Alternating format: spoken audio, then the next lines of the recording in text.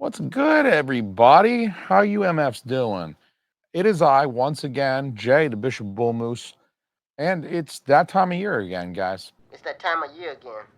Pack your shit. It's July, and you know what that means. You're officially allowed to buy Criterion Collection Blu-rays again, and 4Ks, of course. As I'm sure many of you have also concluded, I simply can't buy Criterions during any other time of the year besides the Barnes& and Noble 50% off months.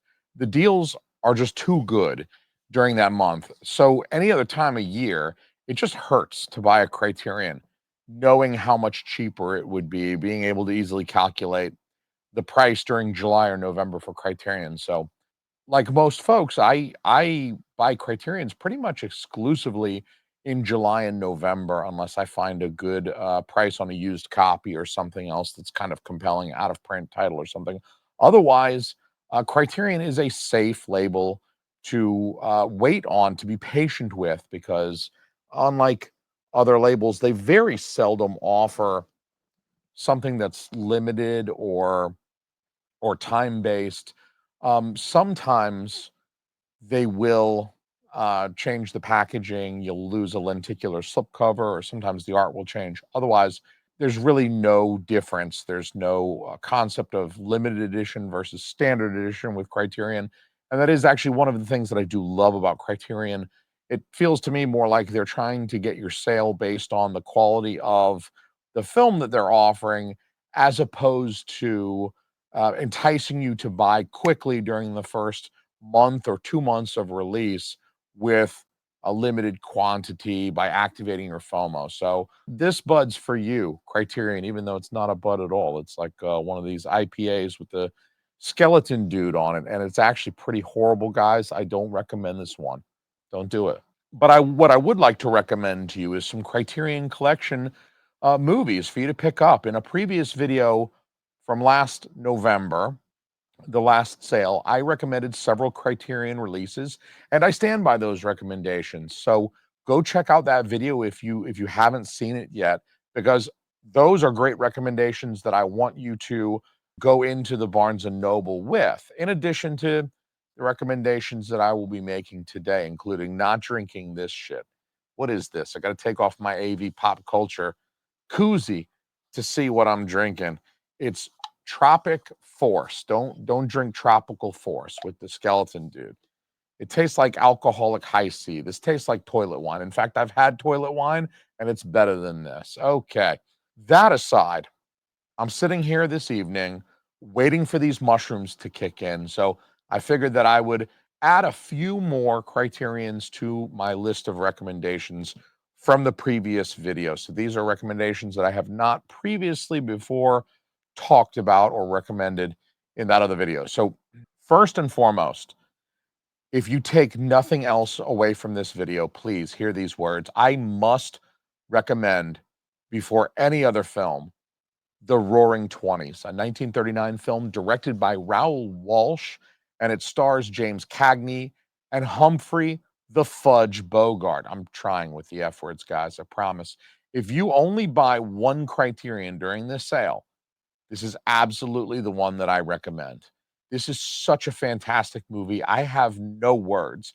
And yet somehow I managed to record a 20-minute video raving about how amazing it is. You should watch my mostly spoiler-free review. But to give you the Cliff's Notes, The Roaring Twenties is a sublime masterwork of Golden Age Hollywood. The film is beautiful. The story is resonant. The acting is masterful. You simply cannot do better than The Roaring Twenties with any other purchase that you're going to make. So if you don't get Roaring Twenties and you get something else, you're screwing it up. Your order could have been better, okay? Second thing I'm going to recommend is Blood Simple. I happen to love noir. I love neo-noir. I love pseudo-noir. I love faux noir. I love beau noir. Boner. Haha, get it? 69. If you're selling noir, I am buying, my friend.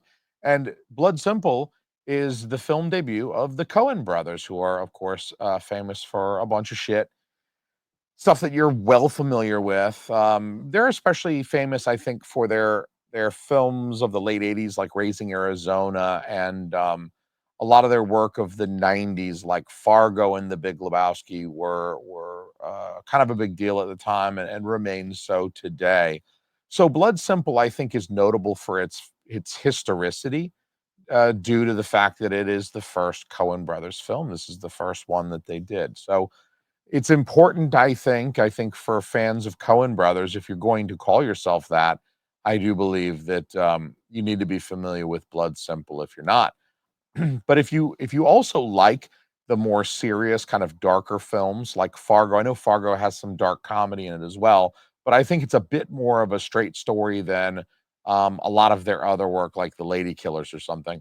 But if you like stuff like Fargo and No Country for Old Men, I think you'll also really enjoy Blood Simple. So you should check it out if you haven't already. And you can really tell a lot about my tastes based on these recommendations that I'm giving tonight. I think you should also check out Double Indemnity. It's a classic noir. I already said I love the noirs.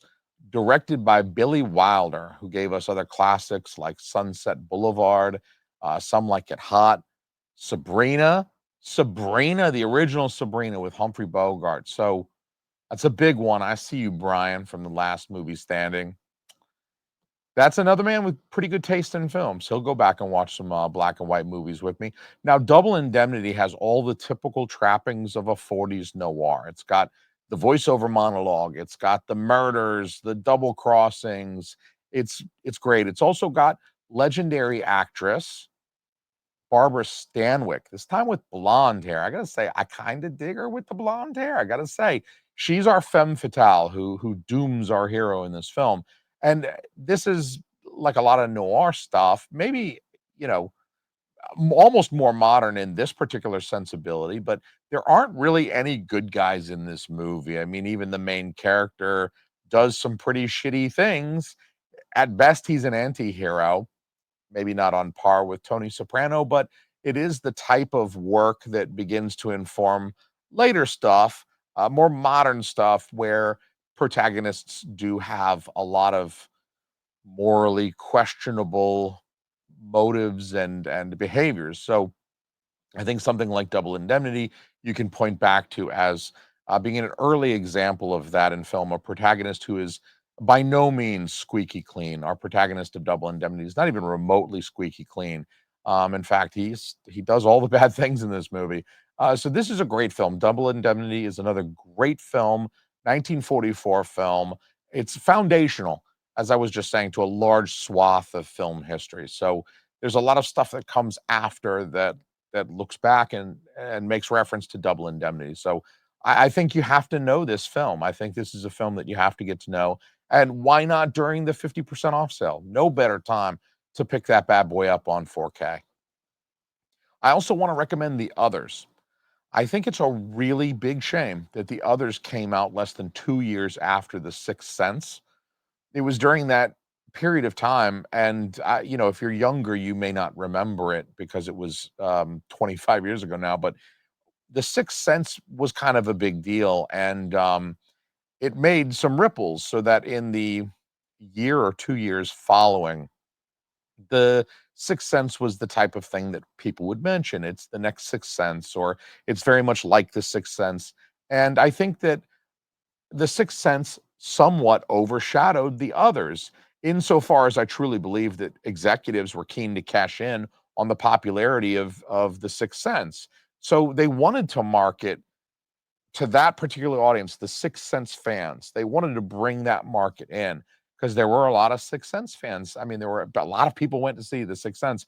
If they could sell that many tickets, they'd be very happy with something like The Others. So I think The Others gets offered up in 2001 as like this is the successor to the Sixth Sense, and if you like the Sixth Sense, you'll like The Others. I mean, The Others is a creepy ghost movie with a twist ending too. So why not? Why shouldn't they market it as the next Sixth Sense? I just really feel like whether we're talking about The Others or another movie entirely, I think you do a film a disservice by comparing it too heavily to a previous movie. On the one hand, it's kind of helpful because if somebody liked some earlier film and they tell you, then you might give them recommendations that are connected to that. So on the one hand, it's an honest way to recommend a film, but on the other hand, films should stand on their own a little bit as well and be their own thing and not be a carbon copy of some other thing. And I think if you went in expecting something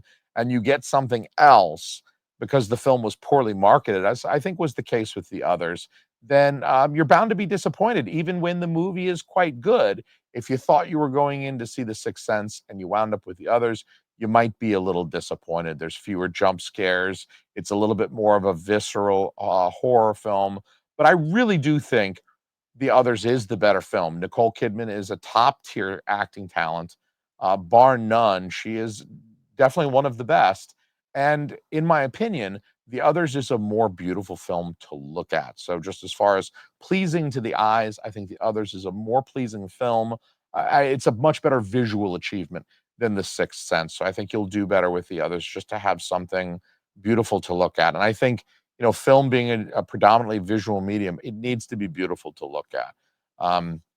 And so The Others was an easy purchase for me a couple of years back. It's an easy film to rewatch, and it's an easy film for me to recommend to you guys. So go check that one out if you don't already. I actually think you're kind of crazy if you don't already have The Others, but this is the perfect chance to correct that little mistake and make it right. The next film I want to recommend, and the last film, we'll round it off at 5, so this isn't a 40-minute video. The last film I will recommend to you for this current sale period is The Rules of the Game. This is another important film directed by the French master filmmaker Jean Renoir, who also directed a myriad of other films, some of which have been released on Criterion Collection, such as The Grand Illusion, which is now out of print, so I won't recommend it to you. But The Grand Illusion is another Renoir film that I think is quite important. And with Rules of the Game, it's actually quite a funny film. It is a comedy, and it's rather timeless, I think, for satirizing the social hierarchies of the old world. That kind of European social hierarchies where you have sort of a separation between the lower class, the former serfs, the peasants, and then the upper class. These were the lords, the landowners from medieval times, and the aristocracy. They became the aristocracy in the 19th century, I believe. So you get this satirization of the social hierarchies. I mean, it's not a film that glorifies the lower class by any means. It's not a moralistic film in that sense. In fact, I think one of the strengths of The Rules of the Game is that there's not like really a clear moral that says that there's nobility in poverty, in servitude, in service, and that somehow these poor people are more noble than the nobles, the aristocrats that lord over them. That's not at all what this film is trying to say. The rich are for sure contrasted by depiction with their poor servants, the people who basically wait on them and work for them. But by the end of the film, it's clear that there's really not much difference between the rich and poor characters. So it's not like the rich are like these hyper capitalist criminals who oppress the poor. It's not like a communist take on it. It kind of just shows you how shitty both classes are. It's like the nobles aren't any better than us, is basically what it's saying. It's not saying that we're better than them, the poors. It's saying we're all kind of pieces of shit and we're all capable of like really shitty behavior. And look, the rich people do it too. They're all kind of subject to the same human weaknesses. Think in the carnal sense. Again, this is not Oscar bait. This is a comedy, and it's an often funny one. The depictions of some of the goings on as they reach their climactic pitch, it really is almost like Looney Tunes at times. It's a great film to check out, well worth checking out. I actually haven't watched the 4K of this one yet, and so I'm quite looking forward to it. Hopefully you are too. Go check out Rules of the Game. And so that's my final recommendation. One other thing that I would say about Criterion at this point in the video is they're the more literary boutique. It's the boutique that releases all the kind of shit you'd see in like a history of film or film theory course. In fact, my high regard for these films is largely the result of me taking those same courses at UGA, where I earned this bad boy. See that guy? That guy says you should listen to me and buy the shit I recommend. And if you've made it this far into the video, I know you love movies way more than those losers who already stopped watching this video. You know what I mean? The thing about movies is that relative to literature, film has quite a short history. There's thousands of years of literary history and only about 130 or so years of film history. And if you want to talk about the way film is kind of consumed and distributed today, then it's really more like 105, 110 years of history. So it's relatively short, but it's important, I think, because so much of what we watch today was influenced by the movies that came before. Directors making the films that we loved in the 80s and 90s, they grew up in the 50s, watching films from the 40s and the 30s and so on and so forth. So I do think it is important to watch and appreciate films, older films, films of the 30s, 40s, even stuff older than the 30s, 20s films as well, despite their stylistic differences from modern films. I mean, what could be more different than a silent film of the 1920s and a Quentin Tarantino movie of the mid 2000s? They're pretty different films, and yet, I think older films like that represent an important segment of film history, as I've kind of already discussed, but they also help you to broaden your horizons. And they offer a lot of entertainment that's been waiting around for decades for you to find it.